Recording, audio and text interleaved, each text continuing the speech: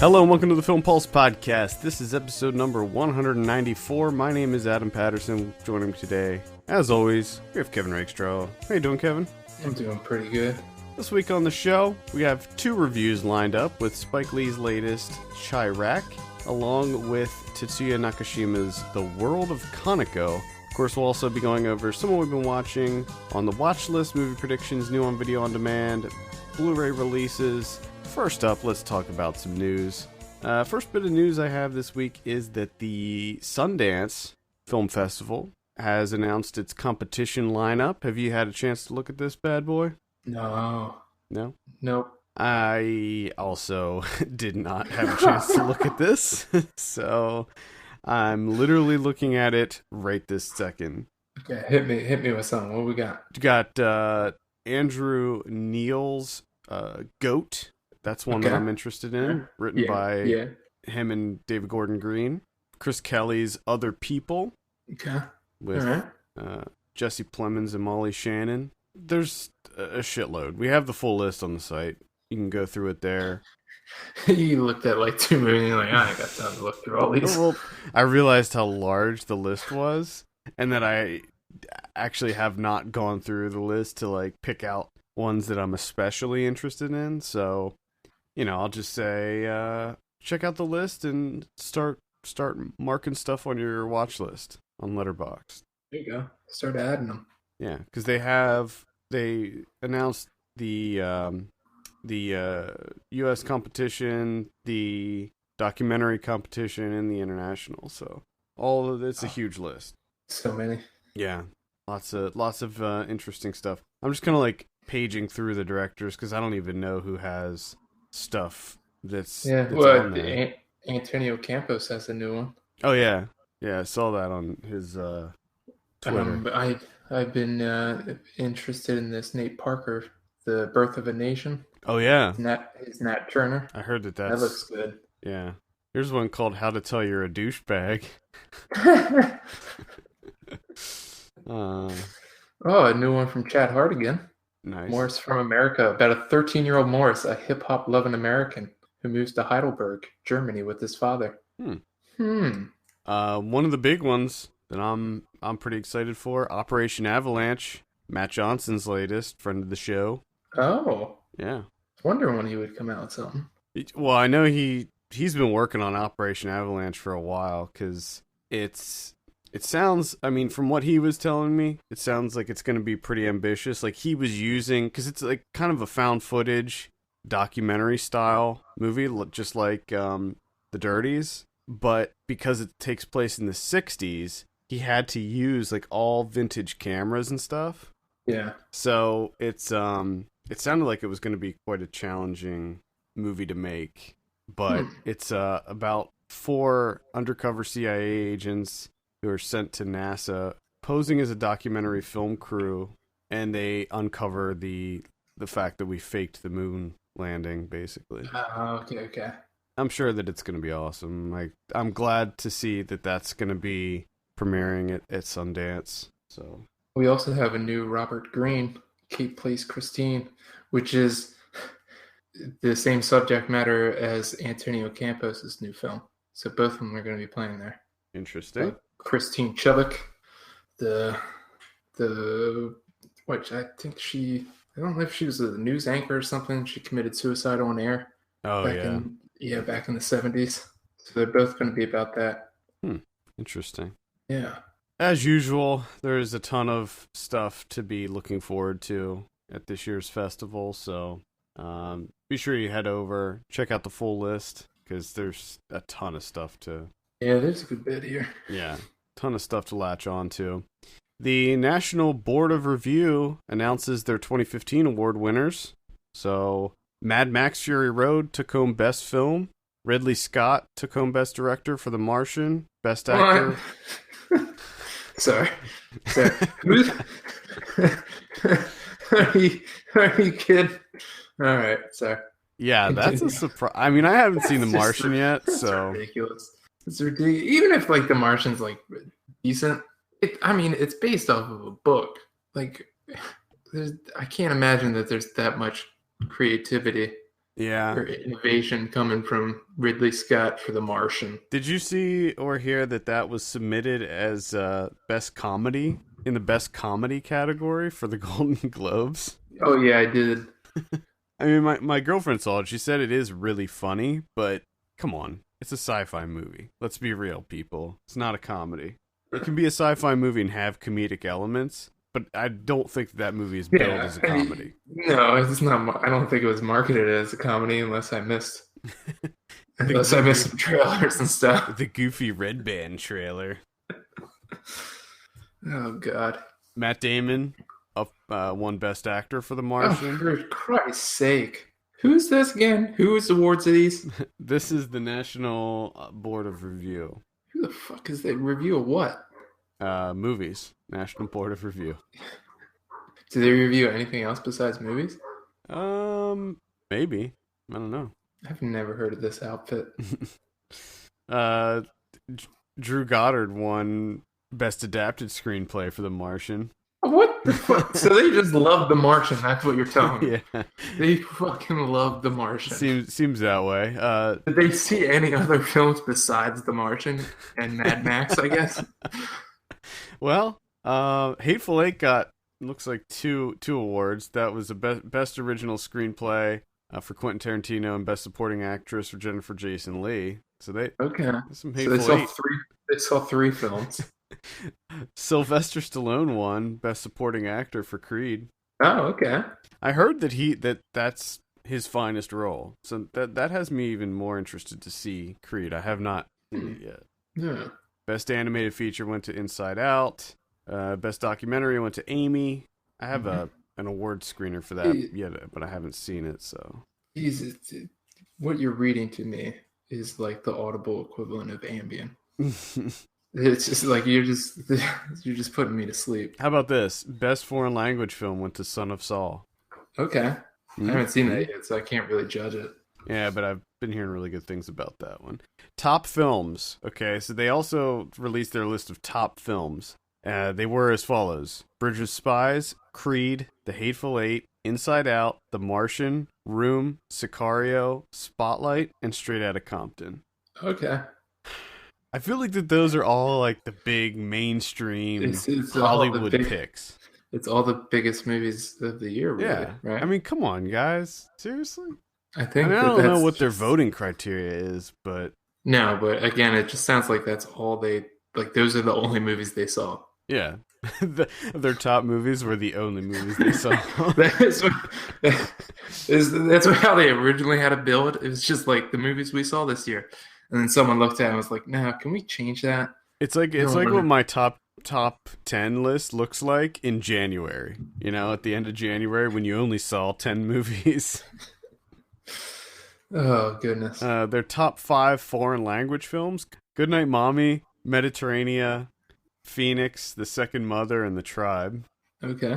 That's pretty solid. So wait, is that, you said that's their top 5? Top 5 foreign language. Was Son of Saul in there? No. What? They don't even know what they're doing. Oh god, this is great. Top 5 documentaries: Best of Enemies, The Black Panthers, Vanguard of the Revolution, The Diplomat, Listen to Me, Marlon, and The Look of Silence. Okay. I have not seen any of those, actually. Me either. I will see The Look of Silence before the end of the year, because You have to. Yeah. Top 10 independent films. They gave the indie films... Oh, so they gave the indie films a separate category. I love it when places do that, as if they're different than regular films, you know what I mean? It's their way of saying, like, we don't want to give these films attention, but at the same time, we want to keep them separated. Yeah. So the top 10 independent, quote-unquote, films are 71, 45 Years, Cop Car, Ex Machina, Grandma, It Follows, James White, Mississippi Grind, Welcome to Me, and While We're Young. Mm-hmm. What? I mean, some of those I agree with, but Welcome to Me? I mean, what? Grandma? Come on. Again, my only guess is that they saw like 12 independent films. I mean, Jesus. Uh, I don't know, guys. National Board of Review. I'm not so sure about your picks here. I don't like any of them, really. This is Yeah, boring. This is such boring I'm not shit. feeling these picks. More interesting list this week. John Waters posted his top 10 films of the year. Now, there you go. There's someone that actually deserves some attention. Yeah, I always. What's John Waters got to say? So his number one film of the year was Helmut Berger, Actor, Okay. which I have not seen. I haven't either, but now it's Now I'm jumped. interested. His number two, more interestingly, his number two film of the year is Cinderella, Okay. the Kenneth Branagh one, which I did Damn. see, and I don't get what the big hoopla is about that movie. I did not. Okay. I did not enjoy it. All right. Number three, The Forbidden Room. All right. Interesting. That's coming to Fandor, by the way. Yeah, I saw At the end of the year. saw something about that. A Fandor. tweet or something. Fandor's doing some interesting shit. I'm not so sure about The Forbidden Room. I'm not really either, but I just love this. I love this now that Fandor's getting these movies. Even though I'm not into every single one they're getting, but Yeah, I they're just getting, like like, the idea of it, and yeah, I like to see where this goes because this is just the beginning. Yeah, I mean it's These like are the films they're getting. it's like new. I like that it's new stuff, like brand new stuff. I think that they have like potential to become some sort of independent film VOD, like day and date provider or something like that. I think that'd be really cool if they started doing more releases like that, where the films that only get these small limited releases in select cities. Yeah, because that's what also they did get a Fandor release. Because that's what they did with Christmas again this weekend. Mm-hmm. I think next weekend or the weekend after is Stinking Heaven. They're doing the same thing with. Yeah. I love it. Yeah, I think that's really cool. Number 4, Tom at the Farm. Okay. Number 5, Mad Max Fury Road. Number 6, Carol. Number 7, The Diary of a Teenage Girl. Oh, I forgot about that one. Yeah. If for those of you that don't follow us on Twitter, if you check out my Twitter avatar, it's done by the artist that did all of the animation in Diary of a Teenage Girl. So that's cool. Indeed. Number 8, Tangerine. Number 9, Fly Colt Fly, Legend of the Barefoot Bandit. I've never heard. Nope, not sure what that one is, actually. Number 10, Love. Okay. So, very interesting list. Much more interesting than the National Board of Review. Yeah. Even their name is boring. Just the blandest name I've ever heard. Yeah. Yeah, some of these, a couple of these are definitely going to be on my top 10. So, his lists are always very interesting. If you want to check out the Art Forum article, he has descriptions on why he picked each one and all of that. So, okay. Yeah, if you look at on our site, we have a link to the Art Forum, the original Art Forum post, so you can check that out. Slam Dance announced their competition lineup. Oh, good. Everybody's announcing everything. Well, Slam Dance always they always kind of, it's always the same where Slam Dance happens concurrently with Sundance, so when they make the announcements right around the same time. Yeah. Slam Dance is always interesting because you have no idea what to expect, because the way that Slam Dance works is you have to be a first-time director and your movie has to be under $1 million. So it's not like, oh, the new blah, blah, blah is playing at Slam Dance. These are all new people. So yeah, it's good because you have no idea what to expect from anything. Yeah, and I mean, we've been covering Slam Dance for the last three years, maybe. And there's always a few that I'll see there that are really, really interesting and different. Yeah. So you can check out the full list on our site. We have one trailer came out already for Alvin's Harmonious World of Opposites, which seems slightly interesting. I don't know. The trailer didn't grab me too much, but could be interesting. So hopefully we will have some of these movies reviewed when they start to screen at Slam Dance this year. Hopefully. Yeah. I'm not going this year, but hopefully we'll still be able to review some of the stuff. trailers this week. Only a couple trailers, only a few trailers I want to mention. The big one is the new trailer for Batman v Superman: Dawn of Justice. Ooh.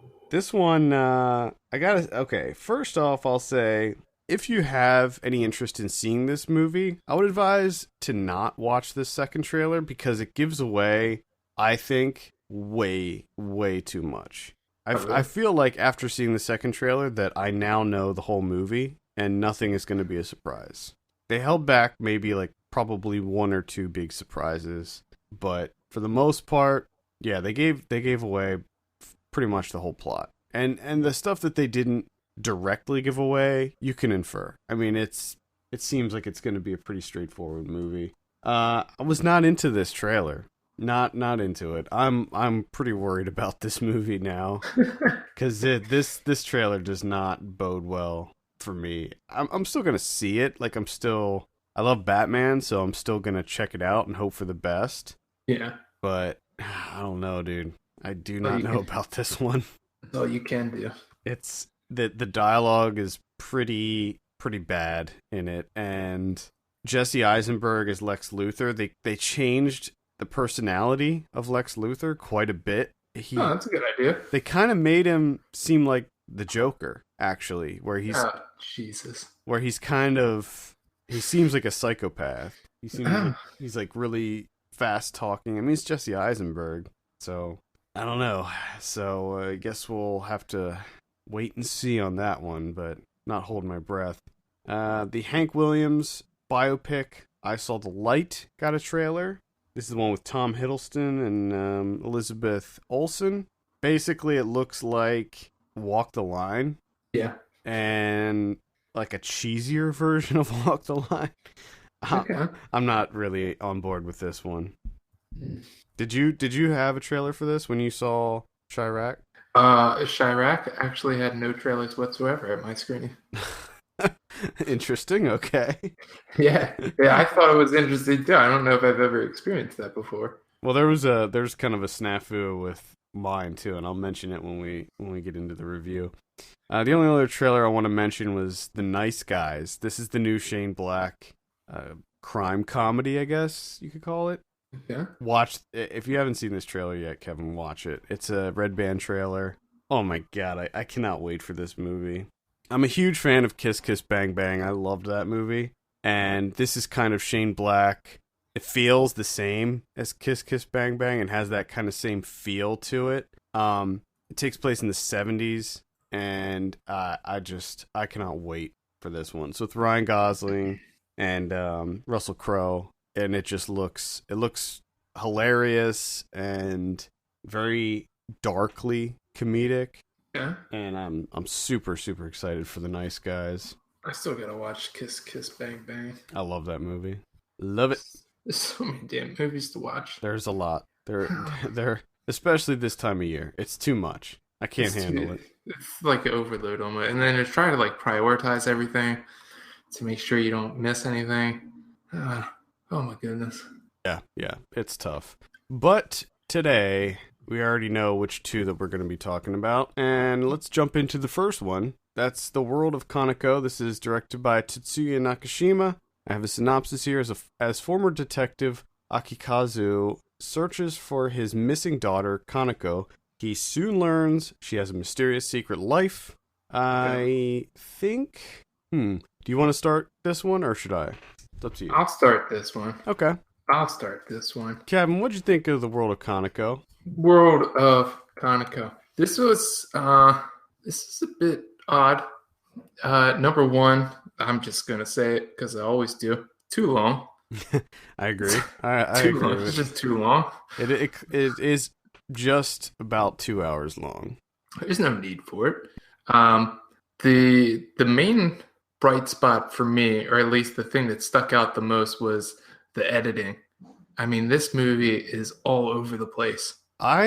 It's just, I mean, like the beginning of this thing, I had no fucking clue what was going on. It was just it's just jumping around left and right. So frenetic, and the cuts. See, normally I like long takes. I like minimal cuts. This movie is the exact opposite. There are so many cuts. I mean, and not only is it the way that it's edited scene by scene, but they jump around in time too. Yes. And they do it right from the beginning, so they don't give you any time to establish the characters. So you don't know who these people are or what their relationship to each other is. And they just immediately start time jumping, and you're like, what the fuck is going on here? And it does become clear. I mean, as you watch it, all the pieces start to fall into place. But at first, I was like, nah, I can't. This is not working for me at all. It's like within like the first like 5-10 minutes, I was just like, please, I hope at some point this makes sense to me. Well, it wasn't just the fact that it didn't make sense to me. It was just the visual style really took some because I couldn't keep up with it. Especially like you said, it's enough when it's just cut after cut after cut after cut. But to have all of those cuts and then, half of them are present time and the other half of them are the past, and you're just jumping back and forth between everything. It's just, and this is before they really even introduce what the hell is going on. Yeah, you don't even know what's going on. I mean, the pace in this movie is it's such a breakneck pace that you're just like, whoa, just slow down for 2 seconds. I need to get my bearings. Because not only that, but they flash dates to try to help you understand how everything fits in the timeline. But the dates are all fucked up, and like they don't. What I want to know is, because there's a decent amount of movies that do this, where they'll do like the little inner title card or whatever, and then have the date and the time and everything.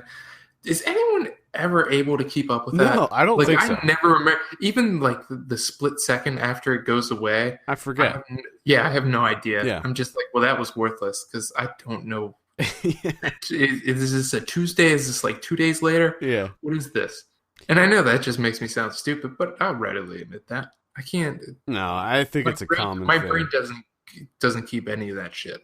No, because you're trying so hard to figure everything else out. You're trying to understand who these characters are and how they're related to each other, and this person is friends with this person, because there's a lot of characters in this movie. I mean, it's essentially a mystery of sorts where he's searching for his daughter. His daughter's missing. He's searching for her, and the title comes from the fact that he's kind of entering her world and trying to retrace her steps, and he's talking to her friends and people that she hung out with and piecing together the secret life that she had.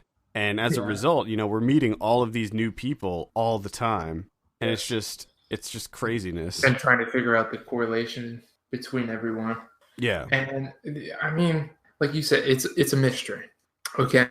And for a decent amount of time, it works really well as a mystery.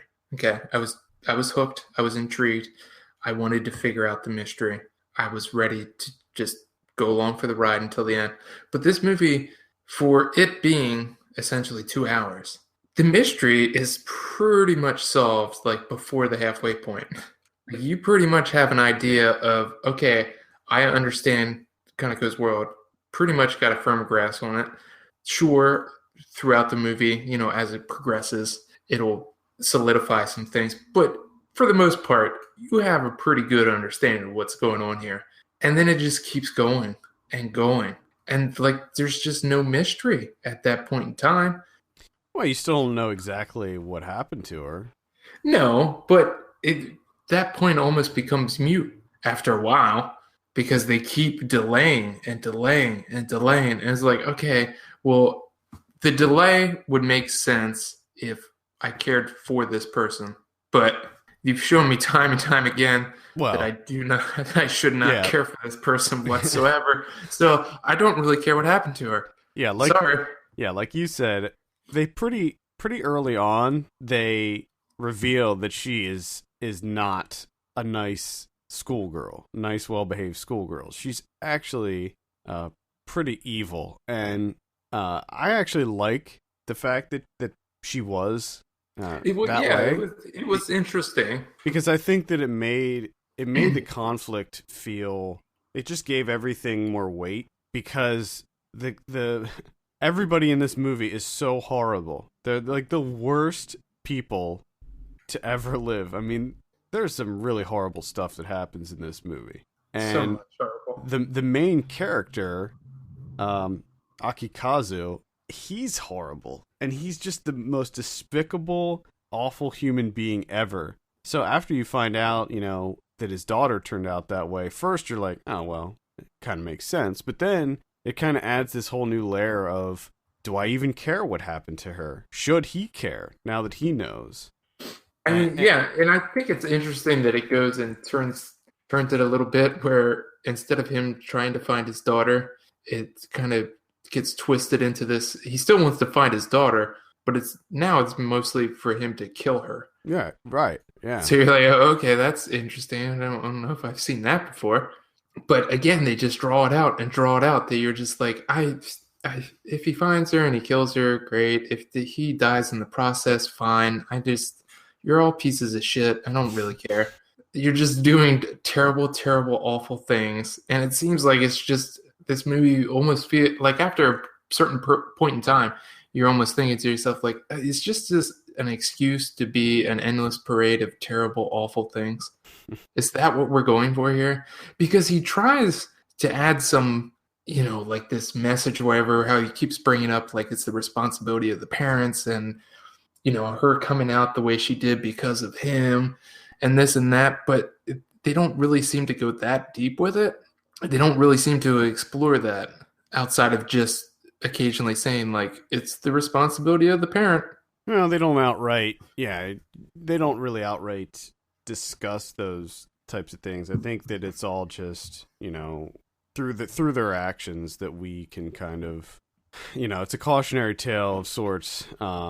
Just don't act like these people. Don't do it. These are and it's that a cautionary tale that we need? Like, how many people are acting like these people? I hope not. Hopefully not many. Hopefully not many.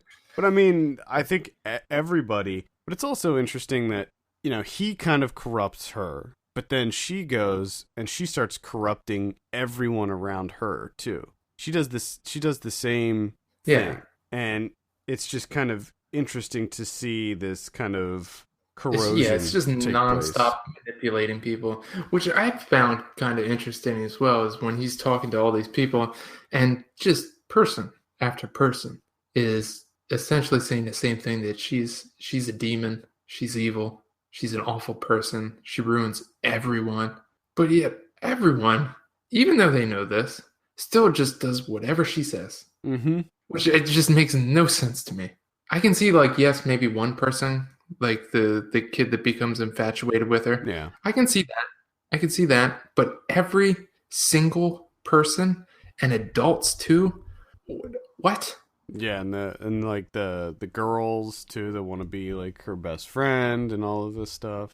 Yeah, it's all so ridiculous. And then this is my biggest problem that I have. It's a small thing, but yet at the same time a big thing considering the rest of the movie. The people that get hit by cars in this movie. The best one was the cop. When the cop gets hit by the car. And I It's so ridiculous. It's so over the top, just goofy. Well, there's a lot of I mean, I don't think a lot of this movie was meant to be 100% serious, because it's portrayed as kind of I don't know. It's kind of has the look of like an exploitation film, really. Yeah. And I mean, again, opening credits, fantastic. Yep. I just love the fuck you. Yep. Yep. What was the other one too? There's the one before it. God damn it. At one point it just said fuck. Yeah. And then what was the other one? There was another one that they showed a bunch of times that I can't remember. I thought about writing it down, and I was like, no, it's only 3 words. You'll remember that, Kevin. And I didn't. Yeah, I love the intro of this, and I did love the periodic blood splatter when he would get beat very badly, and they would just cut to it randomly. Yeah, because that's another thing. Everyone is indestructible in this movie. Yeah, he gets pummeled. That kid gets his ass beat a million And then times. the final showdown between him and that guy. Yeah, oh yeah. That guy should have died like 15 minutes ago. Yeah. He's still going. I mean, and when he hits the one guy with the car, the guy is standing in between. He's standing right up against the car that's sitting stationary. Mm-hmm. The guy was driving the car straight at him, hits him, which obviously would just pin him into the other car and just turn him into like a puddle of like blood and just a bag of broken just bones, all sorts of terrible things just mushed together. But no, it like flips him over the car, like 20 feet up in the air. And then he lands, and he's just like, "Oh shit! I got hit by a car." Yeah, he was like, "What the fuck is happening?" I loved how his main weapon in this movie seemed to be his car. Like, yeah, I love the scenes when he gave no fucks. He would just smash into everything and everyone with his car. Like that was his entrance, was just smashing into you with his car. That's how he says hello to every single person in this movie. Smashes into either their car or hits them. And also, that's the way he says goodbye. Yes. He's just hitting people with cars constantly. Yes. It's a weird, tonally, it's kind of all over the place because it's all over the place. In one respect, it is very, very over the top and borderline silly. But in other aspects, it is way like almost hard to watch. It's very, very dark. Yeah, I mean, it gets too dark. I just think it was too dark. I think that some of the scenes, didn't have to be. There's some places that it goes that I don't think it had to go there. Plus, and then when when you sprinkle those really, really overly goofy bits in there, it doesn't work. It's trying to move between the ends of the spectrum, and those ends are just way too far apart. Yeah. It just kind of gets all over the place. Yeah, I pretty much agree with that. I don't want to make it seem like I didn't like the movie, because I did enjoy saying enjoy it. This is one of those movies where it's like you feel kind of dirty if you say you liked it. Yeah. But I did like it. Yeah, like, fuck it. I did like it. I want to read just a quick review from Letterboxd that I liked, that I thought summed this up pretty nicely. And it was the user Laird on Letterboxd. Shout out to Laird for your review for this. For your contribution that you didn't give us any okay on. Yeah.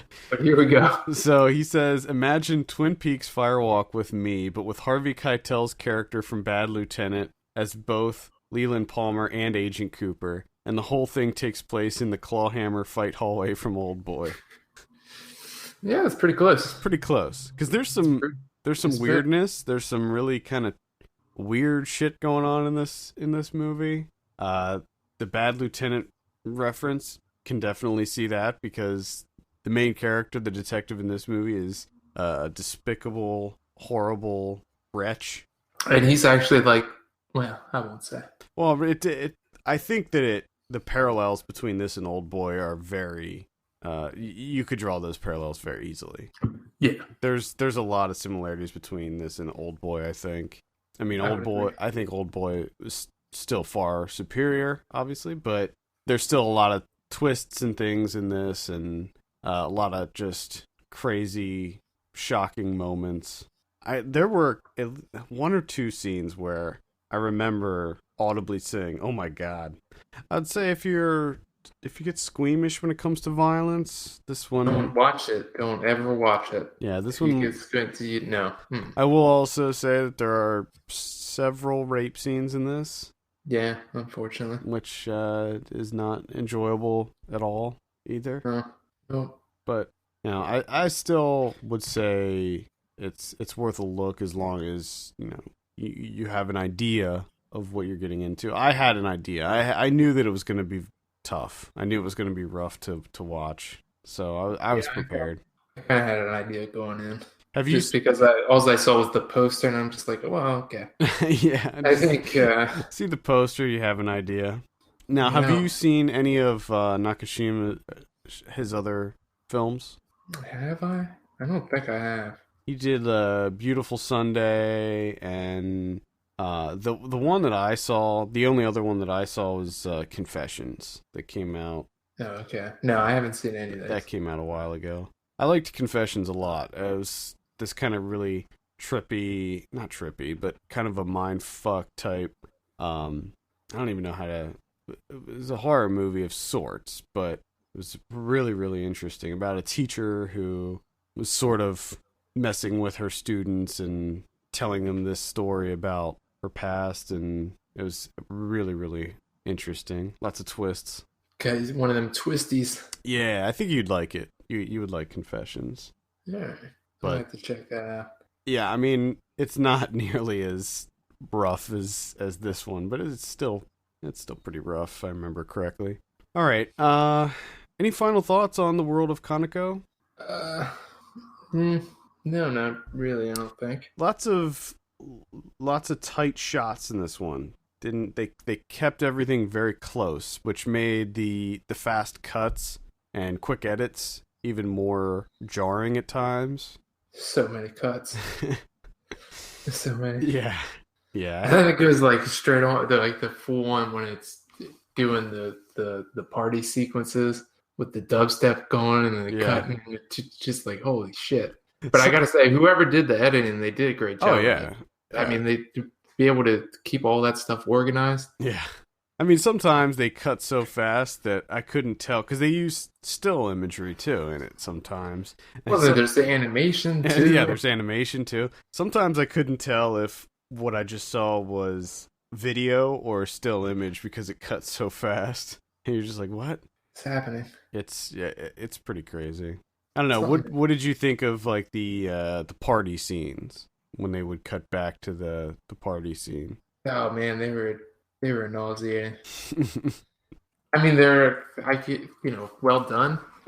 Yeah, I guess. They had the old text messages come up on the Yeah, screen.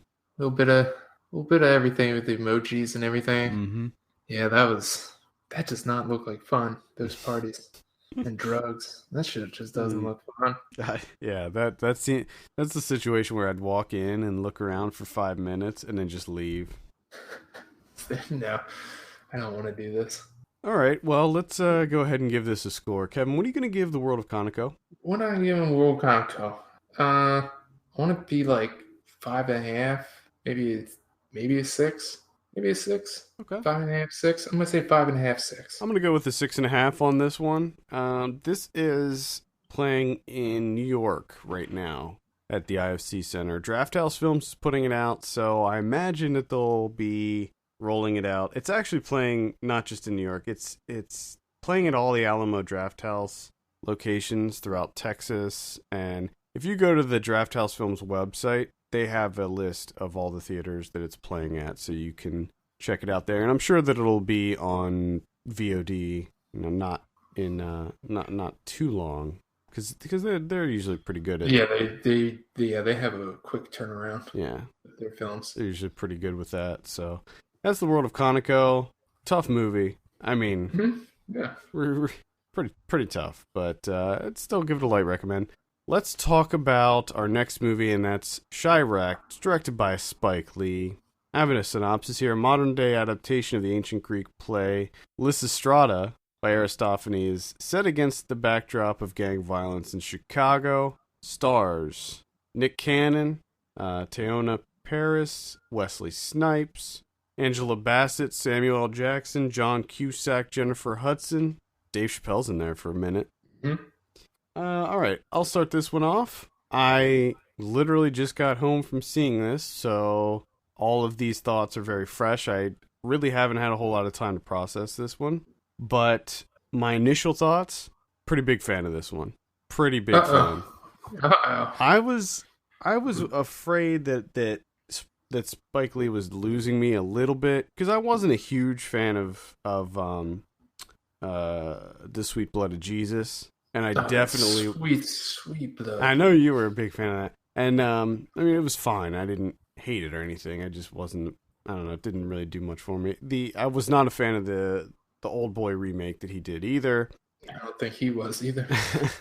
So, you know, and Red Hook Summer, I liked the beginning, but it started losing me, and then it eventually lost me by the end. But for Chi-raq, man, from the beginning, I was just on board with this movie the whole time. I thought it was funny, it was poignant, it was emotional, and I had a great time with it. But this is another movie that's kind of all over the place tonally, because like Yeah. 1 second it is almost gut wrenching, and then the next second it's kind of goofy and funny. And interestingly, the guy that was sitting next to us in the theater was bawling his eyes out the entire time. It was kind of weird Was and it distracting, but was it uncomfortable? a few times it was a little weird because this. I mean, it was like almost the entire way through the movie he's just crying, and So even during like the Dave Chappelle stripper yeah, scene, yeah. And he's see, that's blowing the his eye. weird thing is like I guess That's it when was it got uncomfortable. I guess it was like leftover crying from the previous Yeah. scene. So he was like it was like trailing off. So he was like wrapping up his cry, but it was during one of the funnier scenes. And the And humor of that scene wasn't able to pull him out. well, I think it started to pull him out, but But it then wasn't enough. it wasn't quick enough. And then Yeah. when it came back to Yeah. Yeah. It the was gut punch. yeah, it was kind of I don't know. Thought it looked gorgeous. Man, I just love the look of Spike Lee movies. I think I'm with you. I'm with you. And honestly, that's the only thing that I could think of initially, like right after watching Chirac.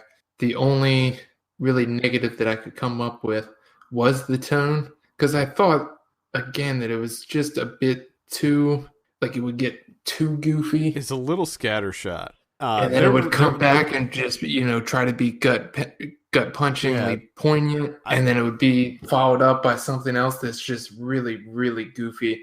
I think if he dialed it back just a little bit on the goofiness, like Yeah. the scene with the general, I was like, what is this? Yeah. Where is this movie going? Because that whole scene with the general, I was like, this is ridiculous.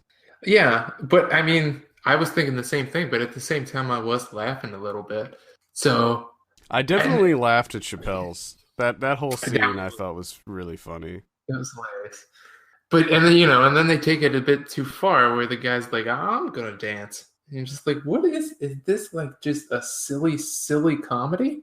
But at the same time, It's, yeah. you're going for you're bringing up all these names, and you have all these still images of shooting victims, and you're trying to make all these comments and stuff, and then on the other hand, you have that as well, where it's just like ridiculously silly. I mean, maybe that's his statement on it. Maybe his statement is that what's happening is ridiculous. It's like True. it's almost farcical what's happening in the It world. pretty much is. And see, and then that was the other thing that I kind of thought about it too, is where the the instances where I thought that it got a bit too goofy. For me, really, the only thing is because that type of humor just didn't work for me. It didn't connect. Those jokes didn't land really. So it could be a whole lot different if I actually found those things funny. Mm-hmm. Mm-hmm. Like like you said, the general thing that I thought that felt like an entirely different movie. Yeah. I thought I was watching like National Lampoon or something. Yeah, because it was just so over the top. And then you have the guy where Samuel L. Jackson's giving his little thing, and the soldier just screams at the camera. Mm-hmm. I was just like, what the hell is this? There's a couple other things like that where it's just like, it's getting too goofy. It's definitely a unique film. It's really hard to describe because Spike Lee, I mean, he really plays around with the narrative in this. I mean, you have people breaking the fourth wall left and right, and you have these kind of asides that occur, and you have monologues, and you have these almost fantasy sequences, and some of it, sometimes it feels almost like a music video. I mean, it's definitely an interesting way to present the material, and Without a doubt. I found it to be thoroughly enjoyable how it was presented. I mean, it definitely straddles a very thin line between being something unique and an interesting way to present it, and being just utterly ridiculous and just being a mess of things. yeah. But yeah, I mean, he is able to pull it off. Yeah, it definitely worked for me, because at first I was like, man, I don't know, because as soon as they started talking, like the first scene, because I didn't know that the dialogue was. Oh, and rhyme. Yeah, I did not know. Yeah, that was the only thing. That was like my major apprehension going into this. I was just like, is this gonna work for me, or am I gonna find this extremely annoying? Yeah, like they kind of speak in prose for a lot of it, and I didn't know about if it was gonna work, because again, you could make it so ridiculous. Like the dialogue could be so ridiculous, because when you decide to make everything like kind of lyrical and make everything rhyme, a lot of times you write yourself into a corner where you have to rhyme a word, and you come up with something that just works. You know what I mean? Yeah, like sinking the Titanic with a giant frozen turd. Yeah. You know, like that was like, I'm going along with Samuel L. Jackson, like, yeah, this is pretty good. And it gets to that line, I was just like, oh, that was terrible. I thought that was funny, but yeah, I mean, I thought for the most part the dialogue was quite good. I mean, it was pretty snappy. It was pretty smart. I mean, just a lot of what they said I thought worked and was. Yeah, I gotta say, for what they're doing here, and the fact that they're doing it in rhyme, it's a hell of a script. Yeah, it's a hell of a script. Yeah, definitely. I thought that because after you get used to it, after the first 5 to 10 minutes, you get used to how this movie's going to be structured and where they're going to go with it, and the cutaways and the different things that he's employing. And once you kind of ease into it, then you're good to go. I mean, it's all. Thought there was some great performance in this too. Nick Cannon, did not expect him to be anything, and I was pretty impressed with his performance. Like, that was weird. Yeah, like I didn't know Nick Cannon could do those things. You mean act? Yeah, act and rap. I didn't know that was like a thing that he could do. Man, there was one thing, I think it might have been towards the end. There was a bit of dialogue that he did, and I can't even remember the context of the scene anymore. But I mean, it was almost as if he was rapping, and he just killed it. Well, he did the scene where he has the interaction with John Cusack. That was quite good. Yeah, maybe that's what I was thinking of. And when he was talking to like his crew or whatever, where they have the scene where he goes and talks to his crew, and then it's immediately followed by Wesley Snipes talking to his crew. Yeah. Which Wesley Snipes, man, it was fun seeing Wesley Snipes just being like he was just being playful as all hell. Yeah, he was just hamming it up, having fun. His laugh. Oh my god. Oh yeah, Wesley Snipes was Cyclops. That was amazing. That was so fantastic. I was not ready for that. I wasn't ready for pretty much anything that happens in this movie. No. Teyonah Parris was great. I think the only thing I saw her in other than this was she was in Dear White People, right? She was the one that wanted to be famous in Dear White People. She was great in this, and of course Angela Bassett, who I love Angela Bassett in pretty much anything she's in. She knocked it out of the park. Cusack was actually yeah. Cusack is coming back around. That sermon that he did always come back around. That sermon he did was pretty fantastic. His delivery on that. Yeah. Jennifer Hudson, as usual, was quite good too. And that's another thing that I thought was a bit ridiculous. The mayor. All of that stuff. Everything with the mayor was hated it. Ridiculous. And I get that. I mean, I think that what Spike Lee's trying to do is essentially satirize, political figures. But yes, for me, it was just a little bit too much. I'm okay with the idea of it. I just think it could have been done better. Mm-hmm. Yeah. Yep. The mayor's played by D.B. Sweeney. This is a pretty long movie too. This is 2 hours long as well. But it didn't feel like it. No, I didn't World mind. of Kanako definitely felt like it. Yeah, that one did start to wear. This one was just, it was too. I don't know. There was too much energy in this one for me to really feel like it was slowing down or getting boring or anything like that.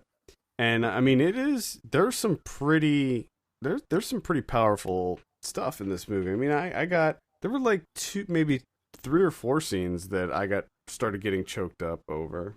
Mm-hmm. I mean, it's definitely especially the last one with the confrontation with Nick Cannon, where Angela Bassett and Jennifer Hudson come out. It was heavy. That one was rough. Yeah, it was heavy. And I think that this is what a time for this movie to come out too. I mean, it's the only reason this movie even exists, really. I mean, happening, days after this horrible shooting in California. It's just the shooting before that, the shooting before that one, and then the shooting before that one, and the shooting before that one. Yes. And then that time that cop killed that person. Then the time that those white people shot all those protesters. And then the other time where that cop killed somebody. And then that other time where there's all those cops killed somebody. It is a really good time for this movie. I don't want to get too political here. I don't either, but it just seems like people shit is getting ridiculous. Okay? Something has to be done here. And I think that's what this movie's trying to say. And this is something. So now we have 2 things now that happen immediately. If I hear someone go, "Oh shit, did you see?" and you name a city, I immediately just go, "Oh, a bunch of people got shot." Doesn't matter what it. That's my first thought. And the thing that's even worse than that, I'm 99.9% of the time right that a whole bunch of people just got shot. Yep. Number 2, the second thought is okay, a cop shot someone, and guess what? Usually right then too. It's just like that's it seems like that's all the news is nowadays. Yeah. It's ridiculous. It's either a mass killing or cops killing someone of color. Mm-hmm. I mean, that's what it is. And the worst part is like when the cops kill somebody and it's clear cut and you're just like, well, this has to be the time. This is when something's going to happen because, I mean, look at the evidence. Yeah, they have video proof most of the time. Video proof. You see the video and you're just like, well, there's no way they can't get out of this. There's no way. And then they do. And you're like, well, I mean, something's got to change. And within like a day of you thinking that, the cops kill someone else. And it's just like, are they, at this point in time, are the cops at a point where they're just like making a point daily? Like, hey, we can just kill you. We can do it. It's our thing now. We can kill you whenever we like. Yeah, I feel like something's got to give. And I was surprised. I thought that there would be more kind of discussion or exploration of the whole cop thing in this movie, and they do touch on it. I mean, especially, but he kind of goes after everybody. Yeah, I mean, there's definitely a lot of gender issues that are discussed in this movie too, and the economical aspects of it, and yeah, I mean, he pretty much tackles everything, all aspects. He comes at it from all angles, and that was one thing that really impressed me with this, because he packs so much in here, so many very, very pressing social issues, and he presents everything in a very entertaining way, but it's also very thought-provoking in that too. And it says, and even though he actually has a character at one point preaching, giving a sermon about all these things, and that's a large portion of when he actually points the finger at a lot of people. But even though that exists within the movie, I never felt that the film itself was that preachy. No, I never thought that the film felt preachy either. Now, maybe because I agree with, the makes themes it behind this movie a little bit easier to take. Yeah. But I just think that's a hell of an achievement where you actually have one of the biggest scenes in the movie is preaching, but your film itself does not feel preachy. Yeah. Which I'm not sure how he did that. Yeah. I think also just adapting an ancient Greek play that was, I looked at it, I was like, what was it? It was first performed in 411 BCE. Yeah. And being able to adapt it into this form, I thought it was a great way to present this story, and I thought it was a pretty damn good adaptation of an ancient Greek play. Yeah.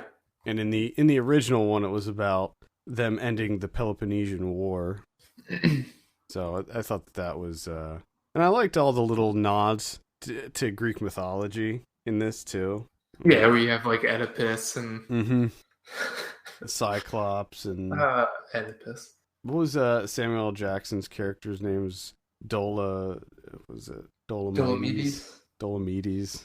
I liked all that stuff. The only thing that's going to be interesting to see is because he adds so many of these elements that are so current, like current events.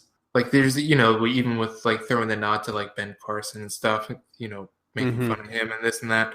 It's just like how's it going to age? How's it going to look with some of those references and stuff? I don't know. It's interesting with Spike Lee movies. He seems to be able to defy because most of his movies are very focused on what's happening during that time. You look at even his newer movies like the 25th Hour is it's very relevant to the time period that it takes place in. And I think that most of his movies stand up over time. But then again, I don't know. School Days, not so sure that would stand up if I rewatch that now. So yeah, I don't know. It's a good question. I mean, it's not overloaded that it's going to like take a huge hit, a couple of years from now. Yeah, I mean, I think that some of the references, some of the names, make like Trayvon Martin, and they do the George Zimmerman jab in one of the lines. I think some of those names, 20 years from now, they will go over some people's heads, but I think for the most part, and it's also the type of movie that we can watch 20 years from now and hopefully be like, man, shit was fucked up back then. No. I have a feeling that we're going to watch this movie, and sadly it's going to be like, man. Remember when that's all the worst it was? Yeah, it wasn't that bad. Like, his shit was just starting to hit the fan. Now the fan doesn't work anymore, and it's toppled over, and it's hidden underneath a 45-ton pile of shit, which is the way I see it going, unfortunately. Yeah, well, I don't know. I for some reason, I like to feel optimistic about everything, even though it just seems to be getting worse and worse and worse. And I did like that I think it was in Cusack's sermon, he took the time to call out the NRA. Yeah, well, I mean, come on. One last political thing, it just drives me crazy. We said we have more mass shootings than calendar days, which to me is just, do you really need more of an argument outside of just saying that? Just to like say those words, let those words come out of your mouth and hear them in your ears, and just like something's got to change. But yet nothing changes. Like, we have shootings like every other day, just shooting. Well, that's the thing. And we have nothing happens. We have one shooting in Paris, and then everyone's like, Syrians, fuck them. They're not allowed to come here. And it's just like, what the hell? We can just like all of a sudden we can decide no Syrians are allowed in here. And everyone comes together and they're signing letters and they're organizing politicians. 727 shootings later, and still nothing. Yeah. I think it's interesting that we have so many mass shootings that most of them we don't even know about. Like, most of them don't even leave local TV. Yeah. There's so many that happen. We're at a point now where like mainstream media is like, they're turning away mass shootings. Yeah. Because they're like, it's not big enough. How many people were killed? 7? All right. Well, not big enough. If like 10 more die, then we'll Does come the back to story it. have an angle? Was the person troubled? Who was the shooter? Was it a lone white person? Was it a lone white person? No. All right. They were a loner and they were quiet. We have to figure out what's wrong. Yeah, it's sad. It's a sad state of affairs that we live in right now. It's ridiculous. But all right, Chi-raq. I can't believe this got a wide release. That surprised me. I'm really surprised that it came to York. Yeah, that's really surprising that it's available now. And I'm assuming that if it's available in York, it got a wide release. That's just my assumption. Well, the funny thing is it's not available in Lancaster. Huh. Usually Lancaster gets things before York does. Like York is like your last ditch effort. Like fingers crossed, dear God, maybe they have it. Yeah. And they never do. That's why I was just like, oh, let me check York. And I'm like, Chi-raq's playing there. Maybe it was some kind of deal through that theater, whatever theater it was playing at. Maybe. Because on Rotten Tomatoes, and obviously this is not, the perfect source, but it says limited release. So yeah, maybe it is a semi-wide release or something. I mean, Amazon is backing it, so yeah, I could see it getting a slightly wider release. But man, go see this movie. It takes a few minutes to get over the dialogue, but if you just sit tight, it'll definitely be worth it. A lot of old people in my screening, which was really weird, like old white people. Why you live in a city? Yeah, but it's because I noticed that every time I go to the Charles in Baltimore, it's nothing but old people. Yeah, it was really it's just weird. Like every single person I look at is over 60, and I'm just like, wow, Baltimore's old people are fucking cool. They're cultured. We got some cultured old people. Yeah, it was really, really strange. I think that my girlfriend and I were the youngest people in that, and also surprisingly, we got there fairly early. It was at the Angelica Film Center. If you're ever in New York and want to check out a really cool theater, check that out. We got there somewhat early, like 20 minutes early maybe, and we sat down. The theater wasn't. There was a couple people in there, but by the time the movie started, it was almost full. I was like, what is it? It's 11 o'clock on a Sunday. People are going to see Chi-raq.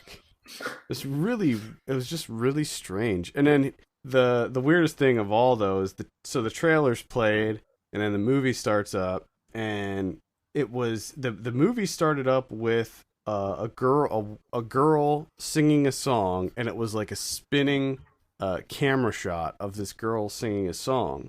And I'm like, that's an interesting way for Spike Lee to start this movie. And then it cuts to Harvey Keitel sitting in a chaise lounge with sunglasses on. I'm like, wait a minute. This is not Chi-raq. It was Youth. They put on the wrong movie.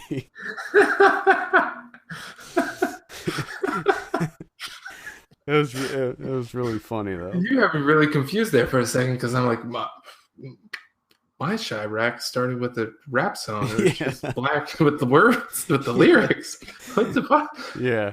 Yep. They started Youth instead of Chi-raq. Oh, you dodged a bullet. Yeah. Well, I still plan on seeing Youth, actually. I mean, it's a very different kind of movie, but yeah. Okay, let's go ahead and give Chi-raq a score. Let's see. I'm gonna give it. This is tough. I'm sitting somewhere between a 7.5 and an 8 on this one. So like 7.5, 8. Yeah, that's what I'm thinking 7.75, somewhere in the middle there. I'm going like 7.8224. There you go. 7.8224.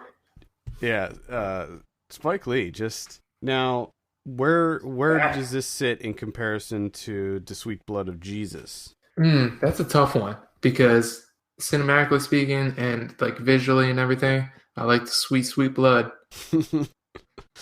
I like it more. I like it more. But on the other hand, what he's doing here, the way he tackles everything, the adaptation of play, and the screenplay being in rhyme. Oh man, that's good too. So I would say they're like equal.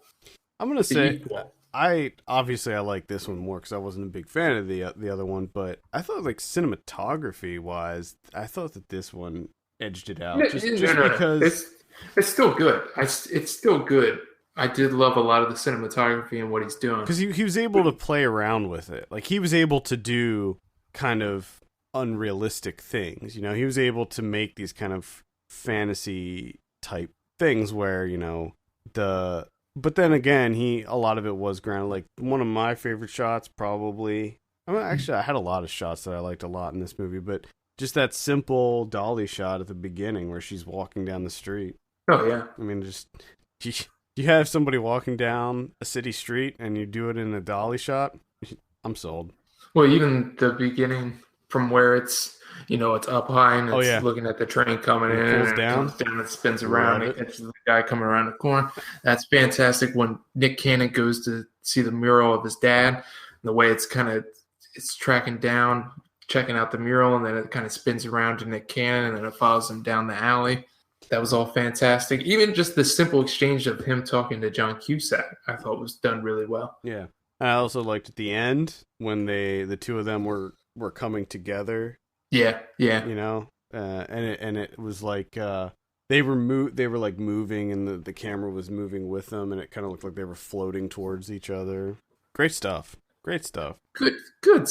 Yeah. Good stuff. Yep. All right, that's Chi-raq. That's playing in somewhat wide release right now. I would say Kinda. I would say check your Fandangos and check your Flicksters, your Fandangos, and your IMDb's, movietickets.com. Your Googles. How many more are there? I don't know. Too many. Too many. Too many. All right, that's Chi-raq. Let's go ahead and move on to our watch list. I will start it off this week, and I don't have as many this week as I did last week, so you'll be happy to hear that. I only have like two things to mention actually. Okay. So the first thing I saw was The End of the Tour. This came out this year, directed by James Ponsoldt. I didn't even realize he did this movie. Yeah, it's same guy that did The Spectacular Now and Smashed. Yeah, I didn't. Wow. I can't remember. Did we like The Spectacular Now? I think I liked it. I mean, I remember the movie. I think you kind of liked it. I didn't see it. Oh, okay. I kind of like Smash. Yeah, you liked that one, I remember. So anyway, this is a biopic. Nah, not really a biopic. It's tells the true story of David Lipsky, who was a reporter for Rolling Stone, and he followed around the acclaimed author David Foster Wallace for 5 days, interviewing him. And it's basically, it's like the film starts with Lipsky finding out that David Foster Wallace committed suicide, and then it's kind of him remembering. It's kind of him reminiscing about the time that they spent together on this tour, which was basically it happened in the last leg. He met up with him in the last leg of his. Was it like the end of the tour? Yes. The last, as the title suggests, it was the end of his tour in 1996 for when he was touring for Infinite Jest. Makes sense. So I liked this movie quite a bit. However, I went into it, admittedly, I am not very familiar with the work of David Foster Wallace. I'm obviously aware of who he is and, the popularity. You know that he was a person who existed at one point in time. Yes. No, I mean, I'm aware of his work and how popular he is and how acclaimed he is and all of that, but I've never actually read any of his books. My girlfriend she's a huge fan of David Foster Wallace, but so I think that there was a little bit, missing there for me watching this, but I still enjoyed the movie quite a bit. I would say if you are a fan of David Foster Wallace, or hey, even a fan of David Lipsky, I don't know. Ooh, David Lipsky has his fans. I can imagine he's probably got fans. Probably, yeah, probably. I mean, he's a novelist too. He's not just a reporter for Rolling Stone. That's unfortunate because I never heard of him as a novelist. Jason Segel and Jesse Eisenberg, they both do a pretty solid job. I think there's just there was like a few things missing in this, but overall quite enjoyable. It probably won't go on my top 20 or whatever list at the end of the year, but it was still quite good. Yeah. You're a Wallace fan? I've never read anything but Wallace. Yeah, I mean, I've heard nothing but amazing things about Infinite Jest, but I also know that it's like 1,000 pages, so... Yeah, and I imagine that the people that told you great things about it didn't actually read it. Probably not. Come on now. Probably not. End of the tour. I'm not sure when this is going to be. I think you can rent it on iTunes right now, so check it out there. Okay. All right. I saw, which I actually have a review for this, the newest unsung indie, which I went back a couple of years for. And this is Ronald Bronstein's Frownland from 2007. And this was his debut feature. And as of right now, it's his only feature that he wrote and directed. Now, he did write other things. He actually wrote Heaven Knows What. So he has that going for him. Okay. And he also wrote Go Get Some Rosemary, or as it's also known, Daddy Longlegs, which is also a Safdie's Brothers movie.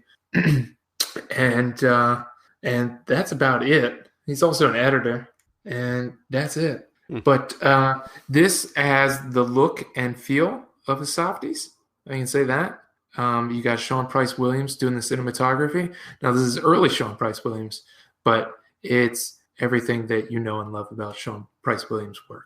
So it looks I mean, it's gritty as all hell. It's so fucking gritty. Got that film grain. I mean, if Ryan saw this, he'd have a heart attack from all the film grain. Film grain. It would just overwhelm him because it's just so much. Because it's 16 millimeter blown up to 35, and it just multiplies the film grain like mold spores. Number one thing, this is an extremely, extremely difficult watch. Okay, so this is 106 minutes long, and the main character Keith, who's played by Doorman, he's socially stilted, and he has extreme difficulty just getting words out of his mouth. Like he's awful at it. He's absolutely terrible at forming words and then making them come out of his mouth in a way that people can understand and hear them. So you get to, and he's the main character, so you get to put up with that for the whole film. And he doesn't get any better at it. He starts off that way at the beginning of the film, and it gets worse as the film goes on. So you have that, and he's just trying to deal with living in the city, his terrible job where he sells coupons door to door, which I can imagine is just nothing but failure, because who has ever bought coupons from someone coming to their door? No, I don't know. Why? I don't either. That's what I kept thinking. I'm like, how is this a jet? Like, how do you get paid? How do you make money doing this? Who buys coupons from someone that just showed up at your door, a complete stranger? Why would you buy coupons from them? It makes no sense to me. His life is just awful. And but I'll tell you what, he gives one hell of a performance. It is unbelievable to watch.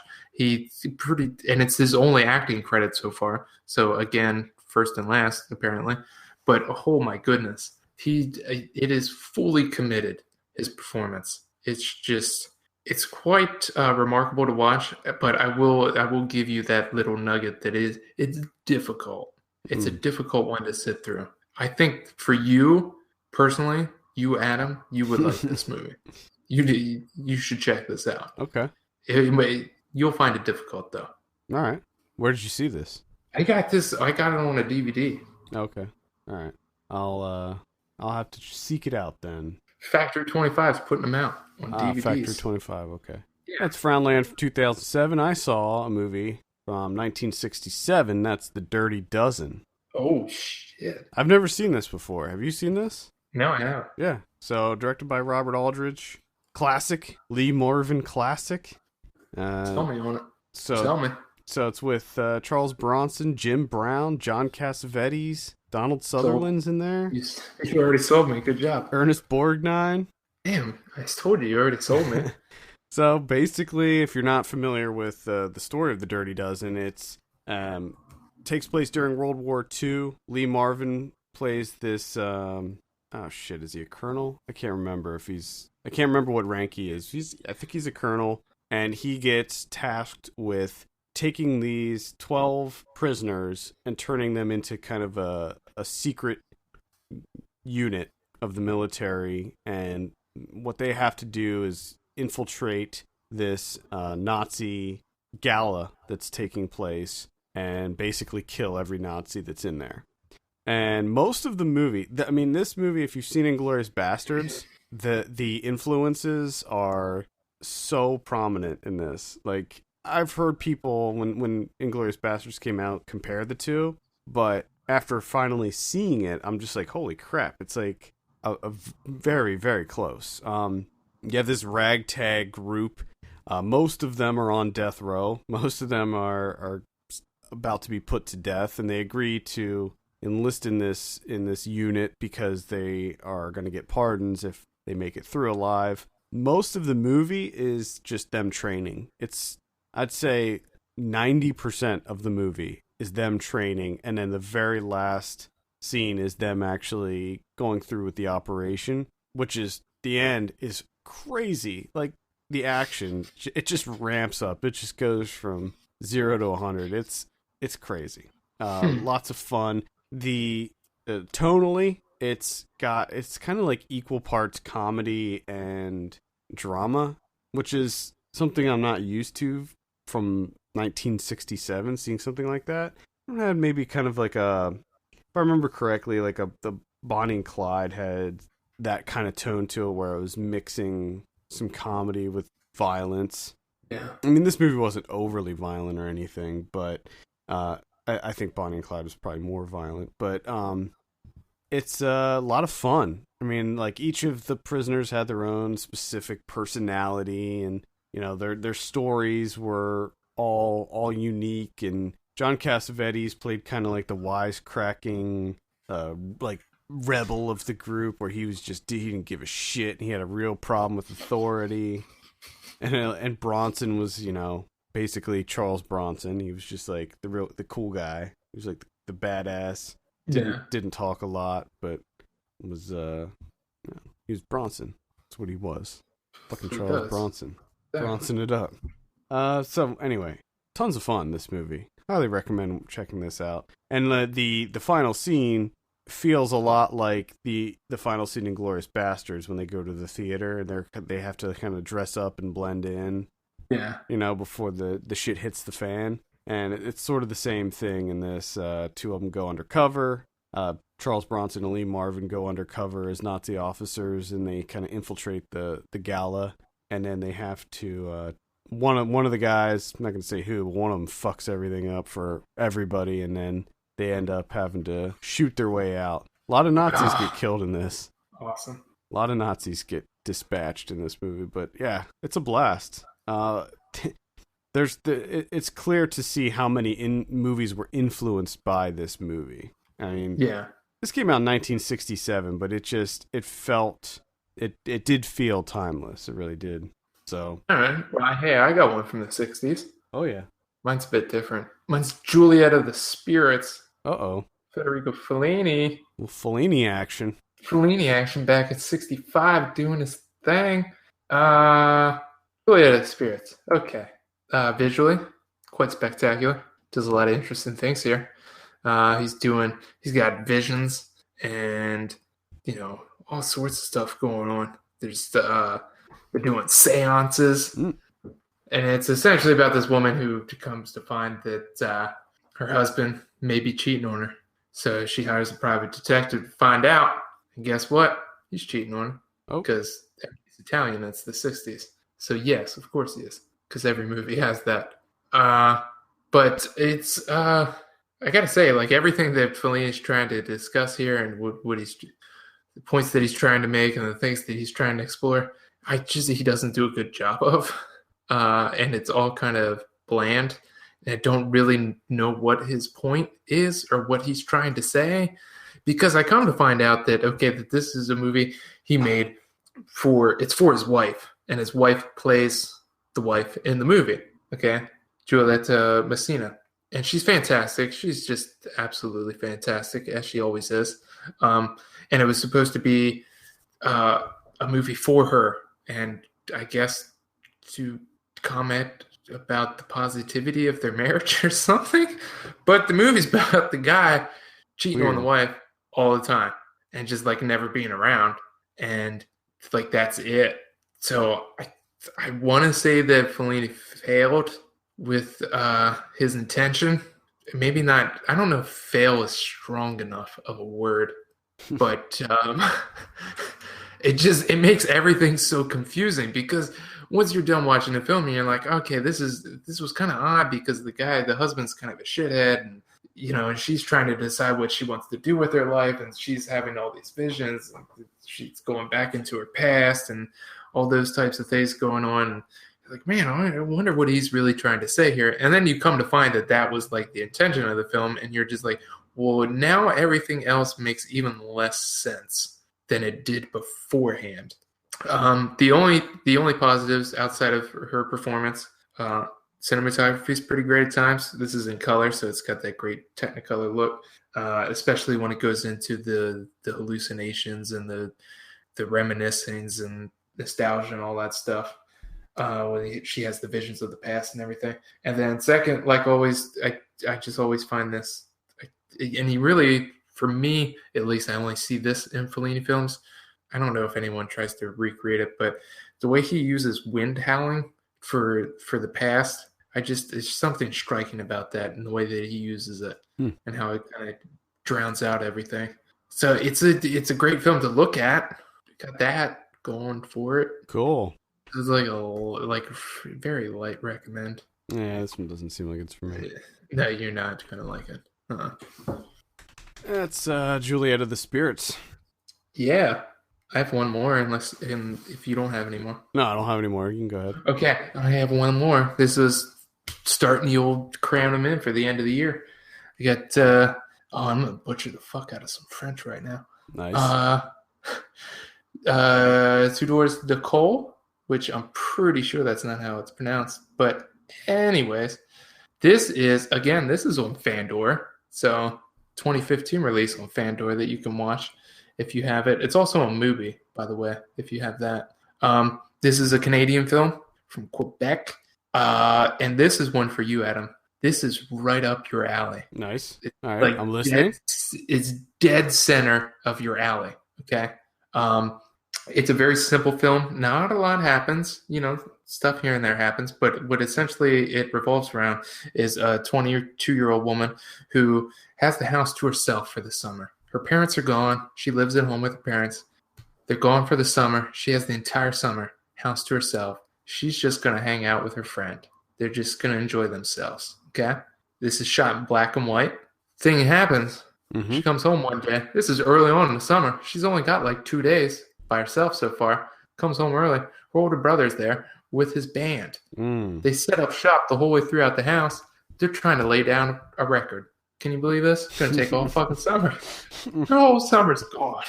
She's got to put up with this shithead. But the great thing for us as the viewer is their band is actually pretty good. So the music is great throughout, and the way they use it is quite phenomenal. The cinematography is it's absolutely fantastic. Loved it. And this is cinematographer Sarah Mishara, who also did good work this year as well with Felix and Mira. She did the cinematography for that one, and that's the main hook here, I would say, with this movie, is that the black and white cinematography, the framing alone is fantastic, and then the way that they incorporate these just small kind of like visual subtle bits of comedy are just, it's perfect.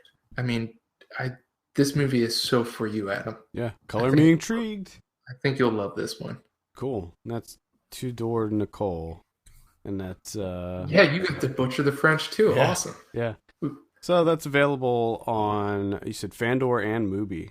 Yeah, so right now, yeah. Oh, cool. Get it. All right, cool.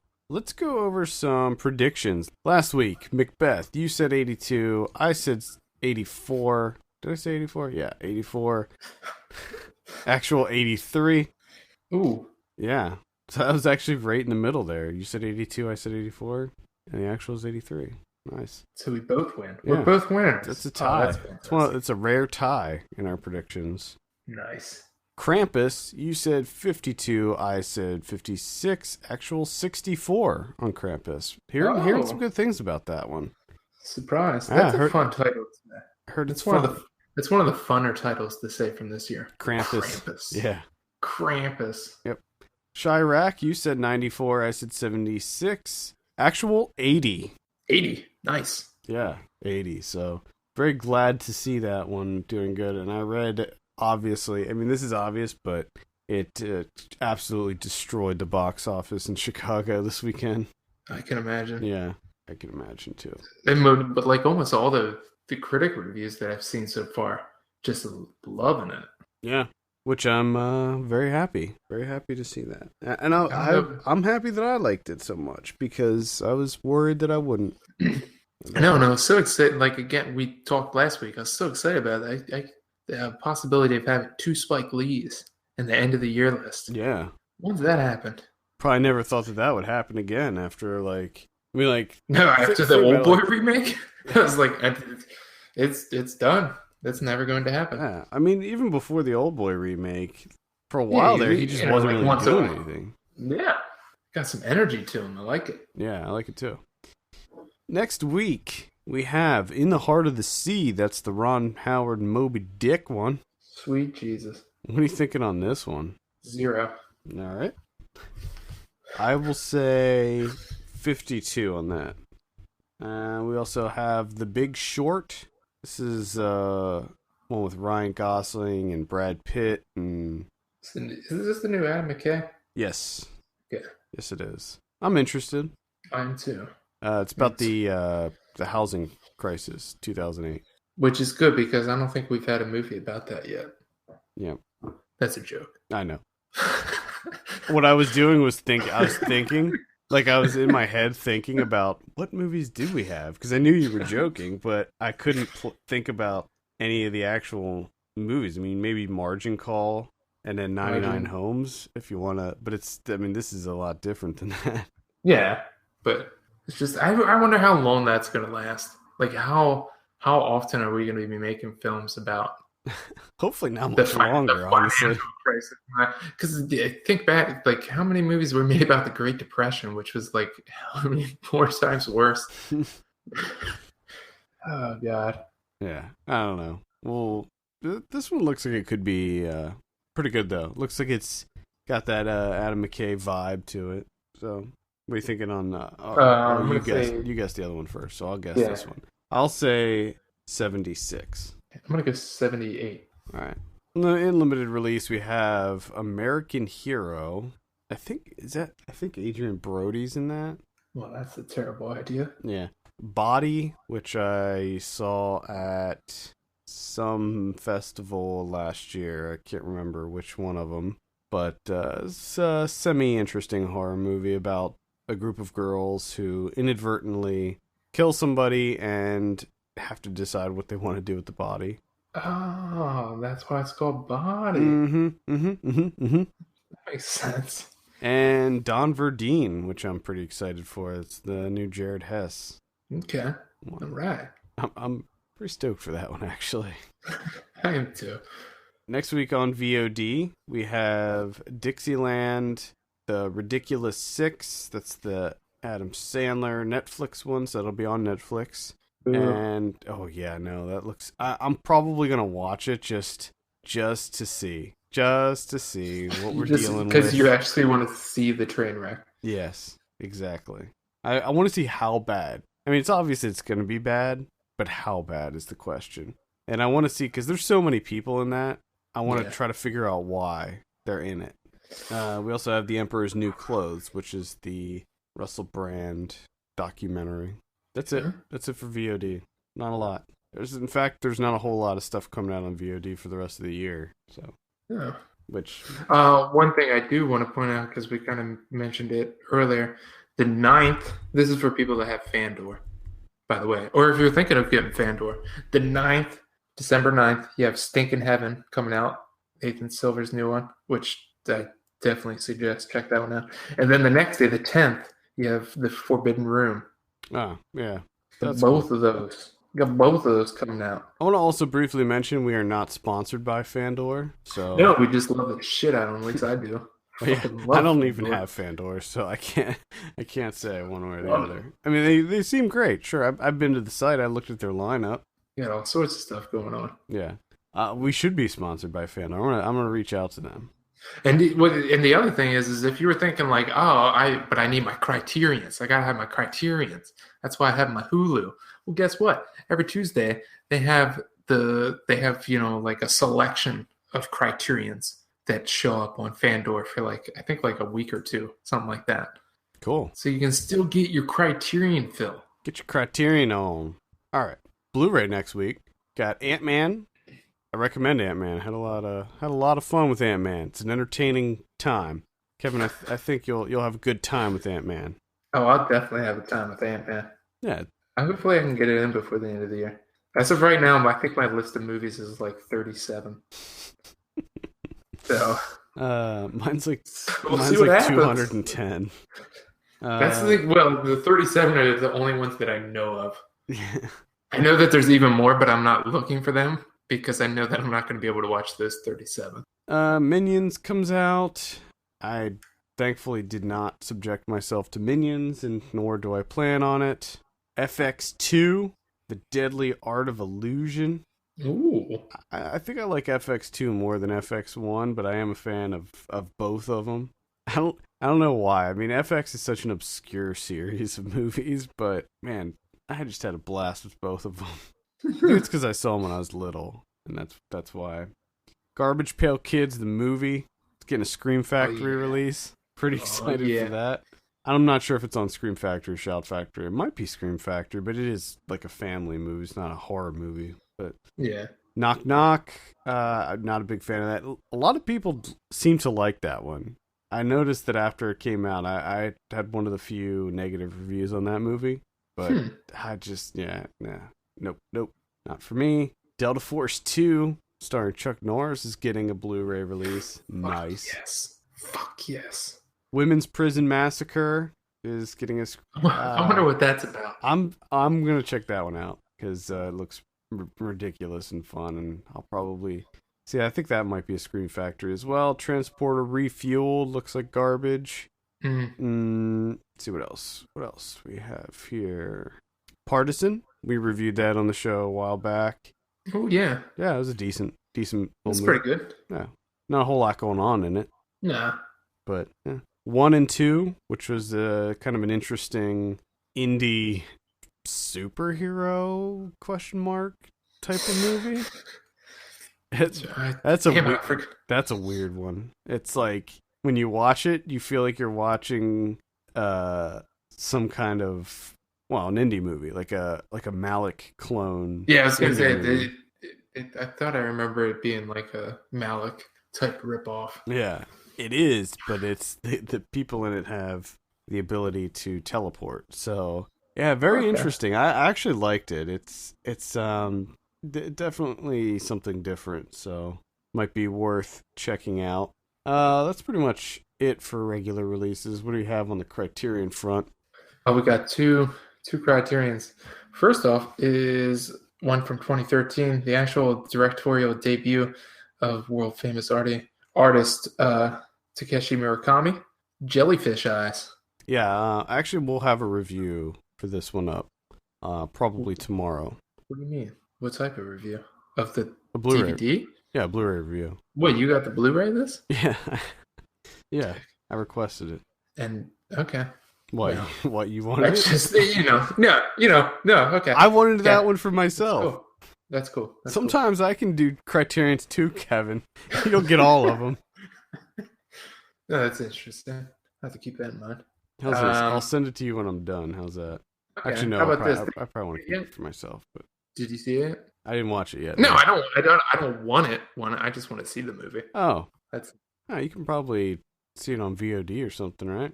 I like how initially you're like, "Why don't you just send it to you? You can have it," and then you're like, "No, I kind of want to keep it for myself." And I was just like, I just want to throw it out there, like, "Oh, I just want to see the movie." Like, as in, could you just maybe let me borrow it for a couple of days? And you're just your immediate thought is like, "You'll be able to see it on VOD at some point." Uh, Borrow the thing. yeah. So that's coming out Tuesday. And the other one we have is 1928's Speedy, directed by Ted Wilde. This is the last silent feature from Harold Lloyd, famous Harold Lloyd. So, and this one will actually not only be Blu-ray, Criterion DVD, it'll also show up on Hulu Plus as well. But not Jellyfish Eyes, huh? No, not Jellyfish Eyes, but that'll show up on iTunes, which is where I guess I'll have to see the fucking thing. I can tell you right now, Jellyfish Eyes has a really cool booklet. Like the insert in the Blu-ray is pretty cool. I don't know anything about the movie. I haven't watched it. Yeah, but now at this point, you're just rubbing it in my face. I think that's what you're doing. Well, slightly, it's kind of like I think it's kind of like a bizarre, like Pokemon type thing. Yeah, that's what it seems like. Yeah, that's what it seems like. I plan on watching it tonight because I want to try to get the review up tomorrow. So, well, best of luck to you. I know I'm kind of man. Blu-ray reviews are tough to do. I don't understand them. Like I don't know what you're supposed to do. I don't get it. It's hard because we're used to reviewing like essentially a piece of art, or, like it'd be similar probably to a music review, and maybe similar to a video game review in certain aspects. But I think video game reviews are probably a lot easier to do because I think video games are more objective. Like you make more objective based. I mean, because with like the DVDs and stuff, it's like what do you? It's a product review. Yeah, but by going to Criterion's website and like looking at the page for that, you should be able to decide.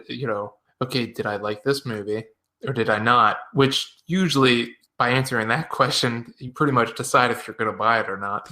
That's why the follow-up for Criterion is just like, oh, what are the special features? Which you can look and see what they are and be like, well, is that good enough to buy? But sometimes you're not sure as far as like if they're worth it, if the special features are worth it. For instance, you can look on the back of the box and it says like new commentary from director blah blah blah. Maybe it's a shitty commentary. Maybe it's clear when you listen to it, he doesn't want to be there. He doesn't add anything insightful. True. Or it could be like revelatory. He says so much like insider stuff about the production that's so fascinating. And that stuff is worth mentioning in a review. Like, there's this great, it's got this great new commentary track. Sounds awesome. He's really engaging. Whatever. So like when I do Blu-ray reviews, I tend to focus more on the cost value ratio. Like, what are you getting? Because especially with Criterions, because they're more expensive. Yeah. And it's like, okay, how's the transfer quality? Does this movie look good? Is it a good transfer? If it's foreign, how are the subtitles? Just mostly technical stuff, and then like the amount of special features and the quality of those features. Yeah. But even then, like at this point in time, you kind of know with Criterions.